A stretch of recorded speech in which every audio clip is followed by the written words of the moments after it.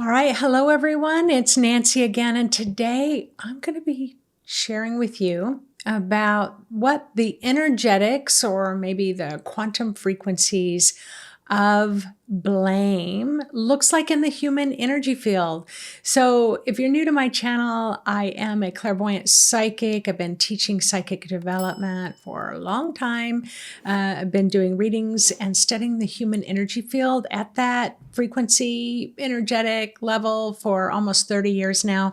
So let's just jump into the frequency of blame because that seems to be really at an all-time high in the world right now. And what do I mean by that? Well, if we just think about as we move through our day, who or what are we blaming for things that are going wrong, to include yourself? Well, if I'd gotten up a little earlier, well, if I hadn't procrastinated so long, I wouldn't be having to deal with this at the last minute. Or if our government only had their act together, if our banking system wasn't hiring such young people that don't know what they're doing. I'm laughing because we know that recent one. It's like, or how about the world? If it wasn't for this type of culture or that type of culture, if it wasn't for the wars that were happening, if it wasn't for, I'm not even going to name all the countries, we might have peace right now. If we didn't have all these, bullies around, then I wouldn't have suffered so much in school. Or, how about our parents? It's like, well, if I hadn't been so neglected, or if my parents had been able to see me for who I really am. I mean, the list can go on and on and on in ways that we find to blame each other for the reasons why we are who we are right now. And I'm not blaming you. I'm not saying you're the problem because you don't get it. What I'm saying is it is a epidemic. That's the word for it. The blaming right now is at an all-time high. It is an epidemic in the world, and we've kind of been trained into it to find fault with someone else, and now we need to try to train ourselves out of it. All right, so let's see what I've written on my paperwork. So I said, our global world of humanity is in a blaming pattern that is not serving us in healthy, energetic ways at a quantum level. Again, I've already said, we're blaming parents, siblings, workmates, bosses, spouses, partners, students, teachers, children, ourselves for causing us pain or for having toxic influences. So it's like, if I hadn't been in such a bad mood, then other people wouldn't be in a bad mood right now. So there are hundreds of frequency options to choose from. So the way that Spirit's always explaining it to me, it's like you are a beautiful tapestry. You're a tapestry of frequencies. So you might have a frequency of being in service, being generous. You might have a frequency of always being calm in the middle of emergencies. You may have a frequency where you have that capacity to love unconditionally. Maybe you have a frequency of seeing the best in others. Maybe you have a frequency of using your mind to help problem solve challenging situations. So all of those different frequencies that make up the fabric of who you are is what blends together. And when you pull on those threads, they're very strong, but they create this beautiful tapestry that's so beautiful of you. You can hang it on the wall and you can really appreciate it and enjoy it. However, there are also those other frequencies that are kind of lower and denser and sticky. Like, for example, the energetics frequency of blame is very, very sticky and can gum up the work. So no matter whether you're blaming others or others are blaming you, it's an equal opportunity employer when it comes to just making things sticky. So if you think about a situation that you're blaming, it makes the whole situation sticky. It's like, oh, I don't know how I got into all this, and I don't know how I'm going to get out of this. And blame is a really healthy energy to help you see what's yours and what isn't yours. What's yours and what's mine, and you can define that. But the issues that we're having right now in society is that you can hang on to that thread of blame for 20, 30, 50, 70 years of your life. I remember my grandmother, she died at the age of 97. She lived a very long, long life, but she could still cry when she talked about how her mother died of breast cancer when she was 13 years old, and how her father had a very strong ruling hand when it came to raising his family. And then he married. So then she had a stepmother, and that stepmother was not very nice, didn't really want to be taking care of somebody else's children. And so that story, even at 97 years old, I could ask her about what that must have been like for her. And it really brought up a lot of tears, and it brought up a lot of sadness. And there was, as if she was right there in that moment of her life when she was 13 years old and her mother died. And that story, I heard it again and again and again, all of those years. So that's why I'm going to talk a little bit more about the energetics, but let me go a little further.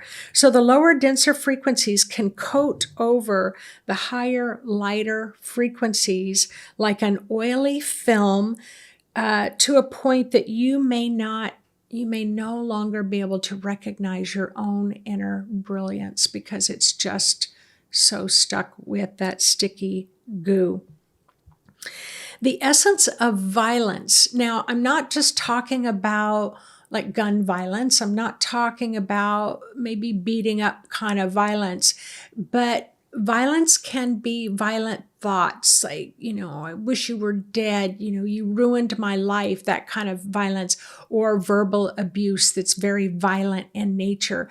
That type of frequency can actually, it's like pouring acid on the fabric, on the tapestry, that it can just erode away the threads. And then it's like you've got this big hole now in the fabric where that type of energy just was so destructive to the human energy field.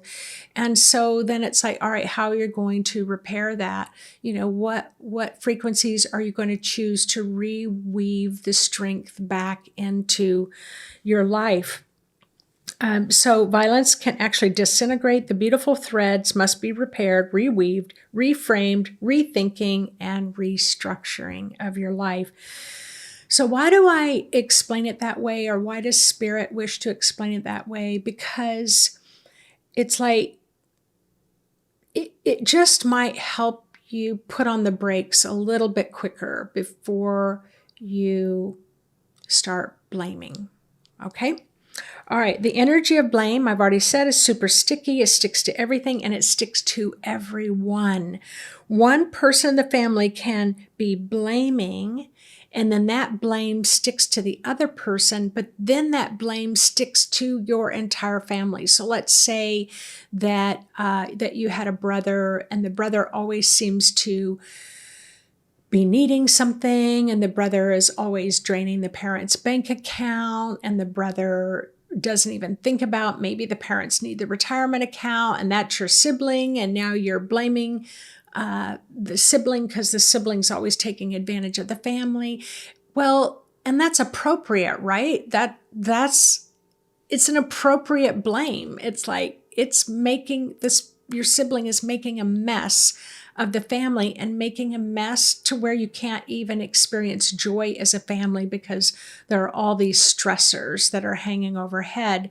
But what can happen in that blame situation is it just coats everything in that stickiness, and then you can't move, your sibling can't move, your parents can't move, like no one can move out of that situation into a healthier state of situation, because there's this blame frequency that just keeps bathing everybody. And so then the family can stay stuck for months or years. So it can block the entire family from moving on, moving forward, expanding into higher states of consciousness. All right. So what does this mean? Does this mean walk away, stop holding someone accountable for your mistreatment? No, but it does mean don't live there. Okay. So it's like, I remember having a client who said, my sister was the favorite, and my sister got to go to the most highly esteemed universities, and my sister got to go on sabbaticals in Europe, and my sister got to have all this help and this support along the way, and I just had to stay home and take care of my grandmother. And so you can have that, where it's like, yep, that's appropriate. It's appropriate to say, hey, there's something that's a little off here. We need to have this discussion. And so was it the client's sister's fault that the sister got all this? No, it wasn't the sister's fault. Was it appropriate that the sister did get this support and education? Was the sister really good at academics and were always accomplishing high levels, president of the class or whatever? Did they deserve that kind of support? Maybe, but it's like, all right, have that conversation with the parents and then have the conversation with yourself. It's like, am I going to live there feeling less than, that I was never equal to my sibling? Or are you going to find other ways to build stronger fabric of your life by choosing to accelerate and optimize and emphasize other things that you're really, really good at? So that's what I'm talking about. It's like, yep, that's appropriate, but don't live there for years on end. So I always say, don't allow it to consume every breath. Make an appointment with a therapist to help you work through those injuries that might have you stuck in blame. All right, so then, as a psychic healer who is clairvoyant and who can see the human energy field, let me share with you how Spirit shows me that blame looks like in the auric field.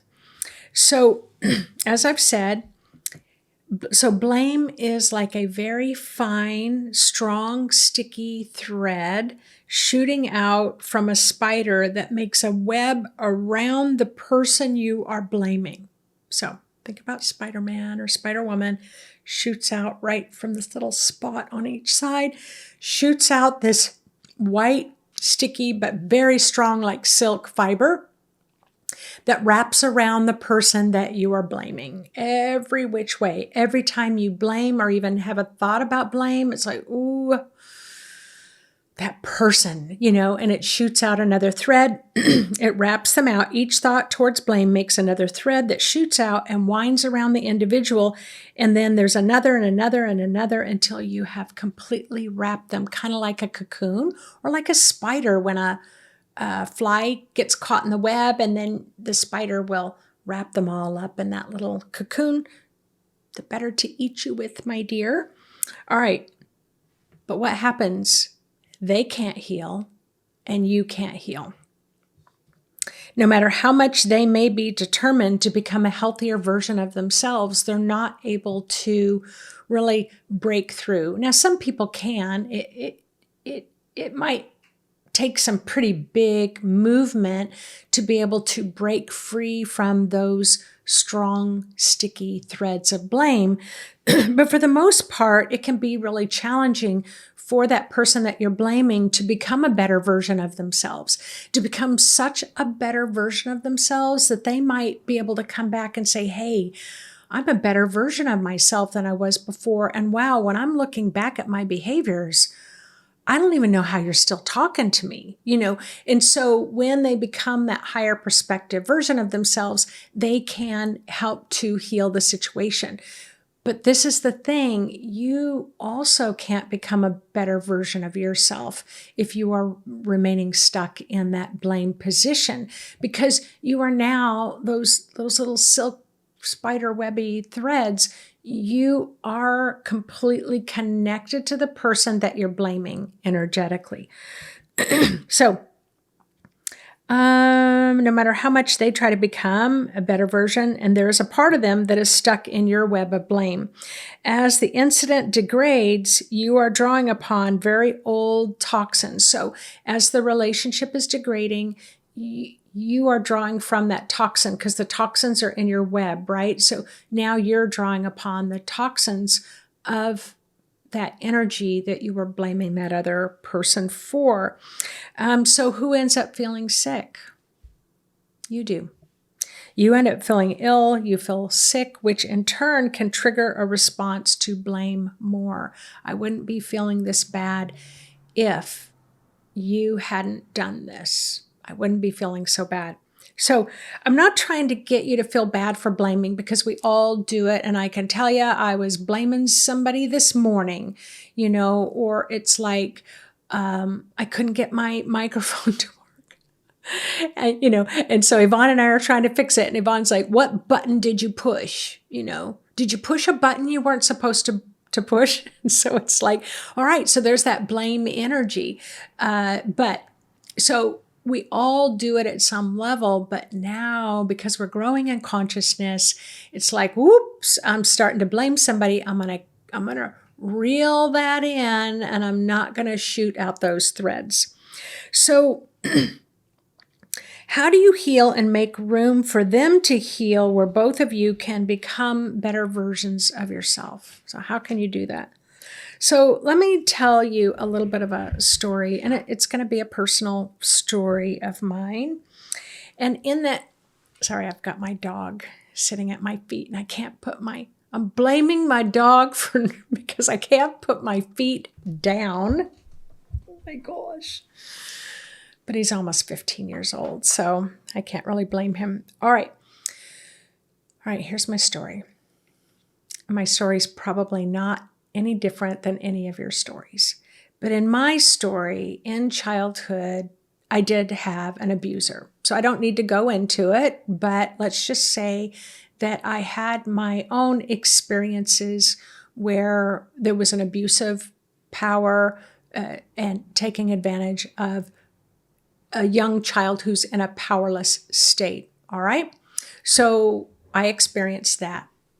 Now, fast forward, I'm in adulthood now. I've already been through therapy. I've worked through stuff in fit therapy, and I've now been meditating for a couple of years.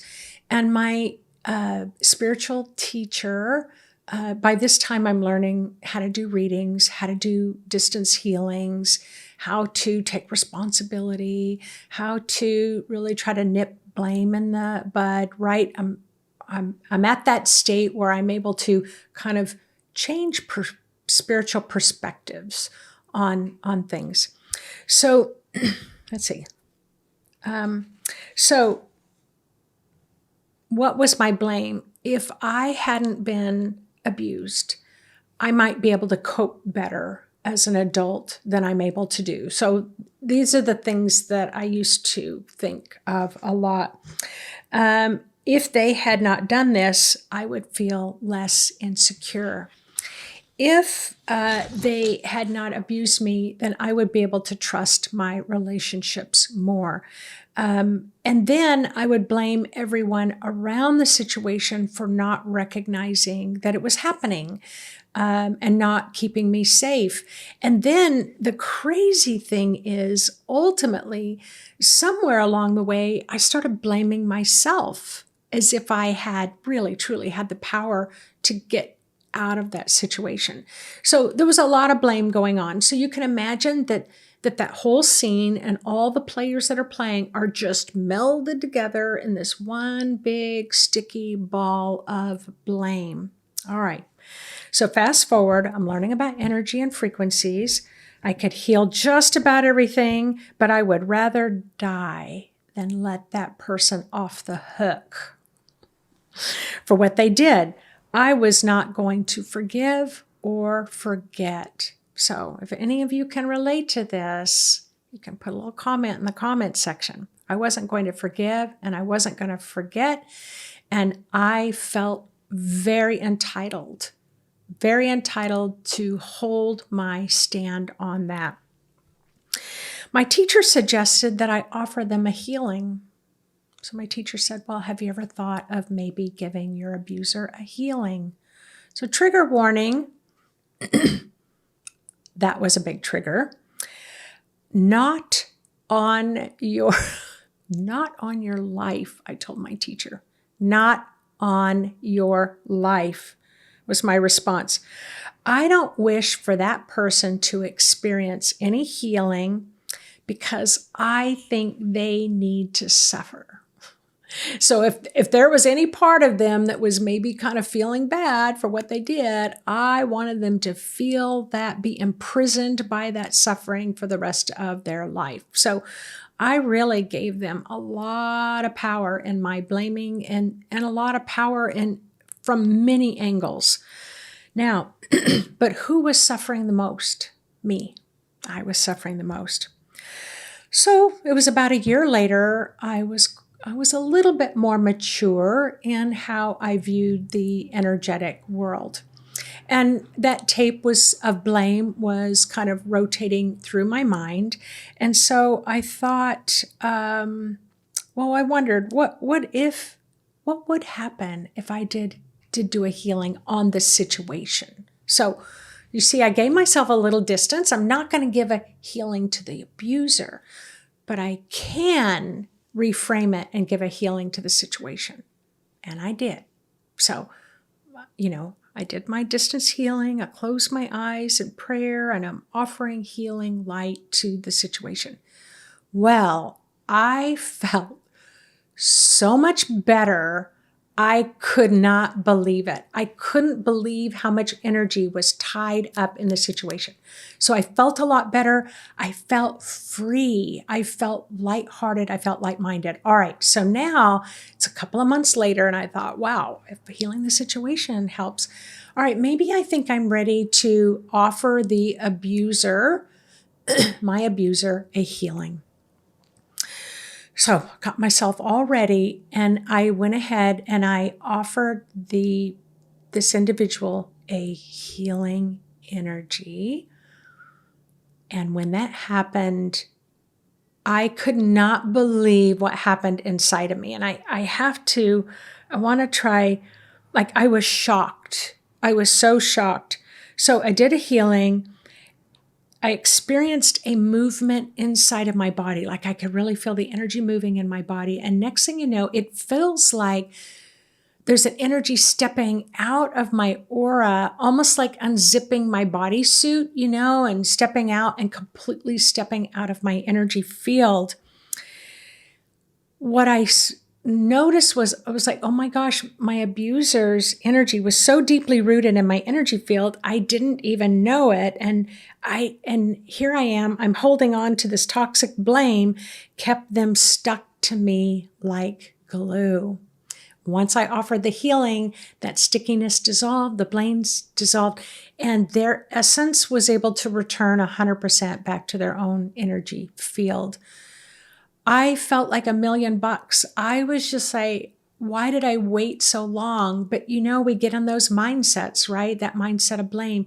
I waited far too long, but it happened when it was supposed to happen. So that's why I want to share this with you. Am I asking you to offer a healing to your abuser? No. Am I telling you that thought was introduced to me and it took me 2 to 3 years to get there? Yes. Can you get there? Maybe.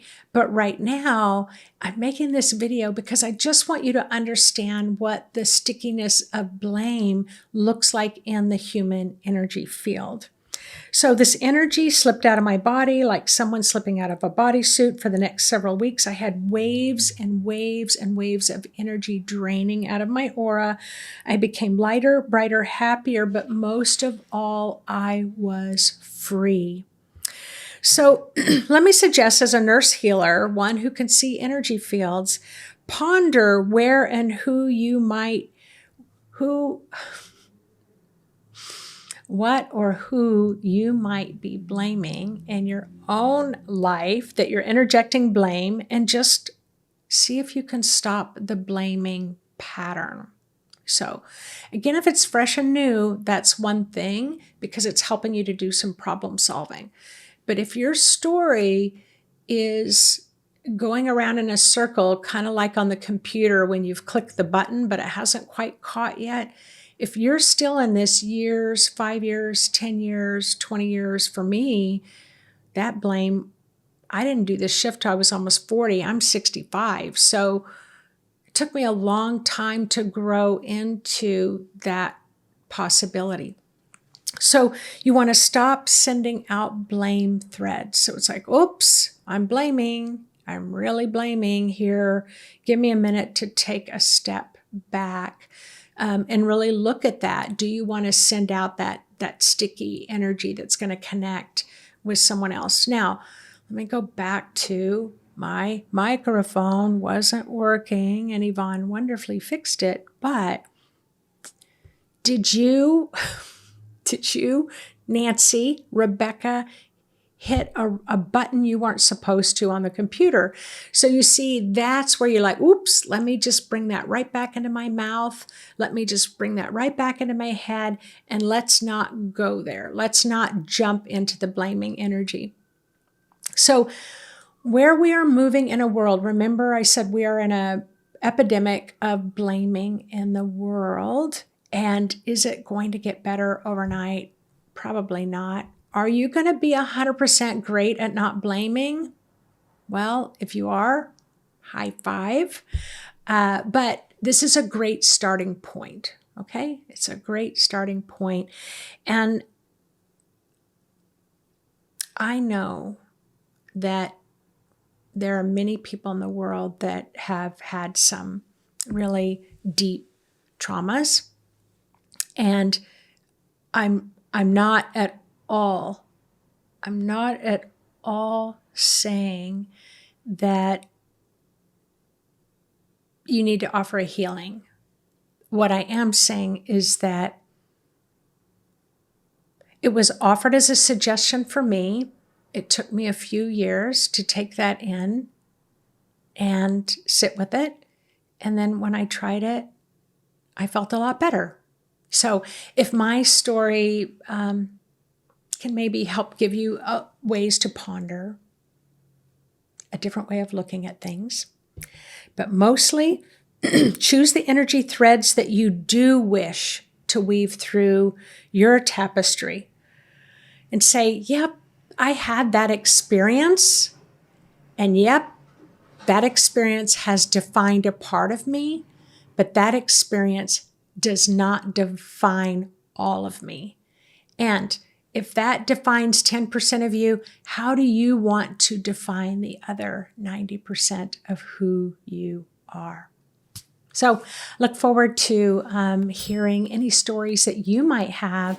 How did you start to heal those situations that you were blaming? Remember, lots of people do read the comments. Lots of people have, just like you, have so many great stories to share. So I look forward to having a cup of tea and reading about them, because we are stronger together than we ever have been apart. And we do need to, it is helpful to support each other along the way as we expand in our consciousness, because we are living in a quantum world. All right, everyone, take care. Hope that you enjoyed this little teaching on blame on the inside, how it can impact your energy field, and some little ways that you can start to heal it. All right, take care, everyone. Look forward to seeing you on the next chat. Bye-bye.